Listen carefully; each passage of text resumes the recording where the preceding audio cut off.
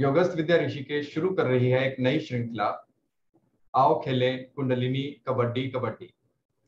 इस वीडियो श्रृंखला में हम कुंडलिनी के बारे में फैलाए गए मिथकों और झूठी सूचनाओं के बारे में बात करेंगे और लोगों को कुंडलिनी तंत्र और योग की सच्चाई के बारे में बताएंगे। मेरे आध्यात्मिक गुरु योगी बुद्धदेव हमारे साथ हैं, जो 2 दशकों से अधिक समय से कुंडलिनी विज्ञान पर शोध और शिक्षण कर रहे हैं।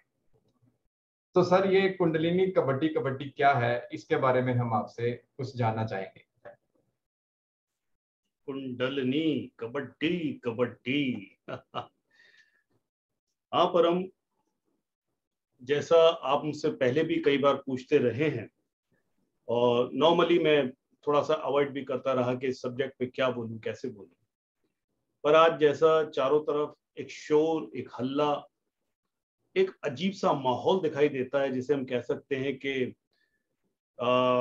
फैशन ऑफ स्पिरिचुअलिटी है ना, एक आध्यात्मिकता का एक फैशन और एक फैड बन गया है, मैं ये कहूँगा। और उसमें कुंडली का नाम बड़ा ही अजीब और गरीब तरीके से कई बार मेरे सामने आता है, मेरे साधकों के सामने आता है, इवन आपके सामने आता है, और कई बार आप भी अचंभित होते हैं कि सर ये कुंडली क्या है और ये किस तरह से लोग इसको लेते हैं। कोई इसको खेल बना के रख दिया है या किसी ने फैशन बना के रख दिया है, इसलिए इसका नाम, इस सीरीज का नाम आपने जो सोचा है, किया है, जो भी हमसे गुफ्तगू करके, वो सही है। कुंडलिनी कबड्डी कबड्डी एक कबड्डी सा बना दिया है, एक आध्यात्मिकता का शोर बना दिया, एक दंगल बना दिया है। कबड्डी को हम कभी कभी दंगल भी कहते हैं, तो मैं इसे ऐसे कहूंगा कि ये एक दंगल की तरह लोग ले रहे हैं, जो कि ठीक नहीं है, जो वास्तव में एक सही पहलू नहीं है। कुंडलिनी को समझना होगा, इस आध्यात्मिक शक्ति को ढंग से समझना होगा, और ये होती है, इसमें कोई दो राय नहीं। कुंडलिनी शक्ति होती है, एक डिवाइन पावर हमारे अंदर होती है, एक ईश्वरीय सत्ता हमारे अंदर विराजमान होती है, और उसकी जागरण होती है, उसकी अवेकनिंग होती है, मगर कबड्डी कबड्डी नहीं होती। ये थोड़ा लोगों को समझना होगा। आप कोई प्रश्न करना चाहते हैं इस संबंध में तो आप कर सकते हैं। जी सर। सर, कुंडलिनी कबड्डी कैसे बन गई? ऐसा क्या हुआ कि इसको कबड्डी बना दिया गया? इसके बारे में हम आपसे जानना चाहेंगे। देखो, कबड्डी मैंने नहीं बनाया, मैंने तो सिर्फ एक नाम दिया है। जैसी मेरी आपसे बात हो रही थी तो आपने भी कहा कि हाँ सर ये नाम अच्छा है। कबड्डी लोगों ने बनाया है, कबड्डी उन इग्नोरेंट लोगों ने बनाया है, उन नाइव लोगों ने बनाया है, मैं तो भोले भाले लोग कहूंगा उनको, या उन चंद भ्रमित और मिसगाइडेड लोगों ने बनाया है, जो इस शक्ति को, इस आध्यात्मिक पावर को सही तरह से नहीं समझते और बस खेलना शुरू कर देते हैं। और आप देखो वो किस किस तरह की बातें करते हैं कि हमको ये विजन्स दिखाई देते हैं, हमको लगता है कि कोई स्नेक हमारी स्पाइन में चढ़ गया है, हमको रात में ऐसे दिव्य स्वप्न आते हैं, और हमको भगवान सीधा आकर के हमारे घर तक छोड़ के आते हैं, और हमको जरा भी हम मंत्र करते हैं या कुंडली का कोई ध्यान करते हैं तो हमारे सर में बहुत दर्द होने लगता है, और हम तरह तरह की बातें करने लगते हैं, और बहुत सारी ऐसी चीजें इस कुंडली एक्सपीरियंसेस के साथ लोगों ने जोड़ दी हैं। तो लगता है ऐसा है कि जैसे ये सिम्टम्स ना होकर के कोई खेल हो रहा है, कोई नुमाइश हो रही है, कोई मतलब एक अजूबी सी चीज पेश की जा रही है। मैं मानता हूँ कुंडली अवेकनिंग होती है तो समटाइम्स कुछ ऐसे सिम्टम्स आ जाते हैं जो कि आम आदमी नहीं समझ पाता।